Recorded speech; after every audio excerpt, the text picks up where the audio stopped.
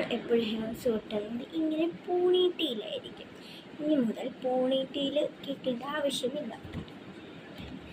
ഇങ്ങനെ short hairs ഉള്ളവർക്ക് ഒരു ഹെയർ സ്റ്റൈലുണ്ട്.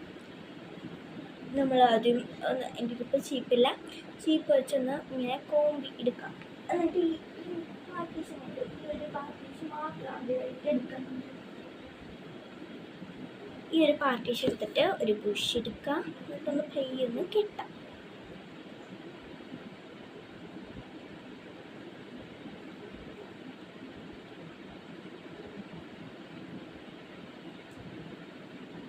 എന്താ ഇങ്ങനെ കെട്ടിക്കഴിയുമ്പോൾ തന്നെ ഇങ്ങനെ കിടക്കുമല്ലോ വേണ്ട. എന്നിട്ട് ഈ ഇത് മറിയിലേക്ക് വെച്ചിട്ട് ബാക്കിയുള്ളത് കൂടി കെട്ടാം.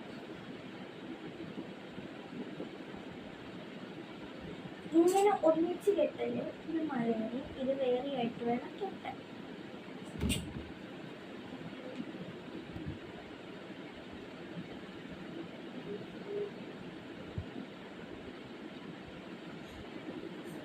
കുറച്ച് ടഫാണ്, എന്നാലും കെട്ടാം.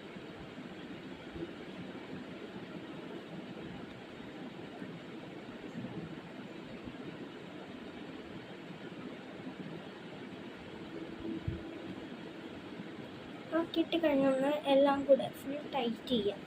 ഇത് കണ്ടോ, ഇപ്പോൾ കുറച്ചും കൂടെ എനിക്ക് മുടി പച്ചമുണ്ട്. ഞാനിത് പോണീറ്റയിൽ മാത്രമായിട്ട് കെട്ടി കാണിച്ചു തരാം.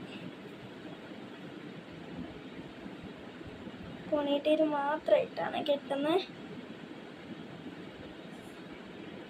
പോണീറ്റയിൽ മാത്രമായിട്ടാണെങ്കിൽ എനിക്ക് അത്രയും തോന്നില്ല.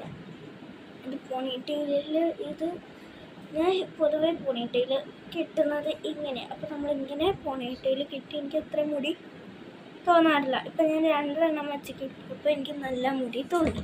എല്ലാവരും ഒന്ന് ട്രൈ ചെയ്ത് വെക്കണേ.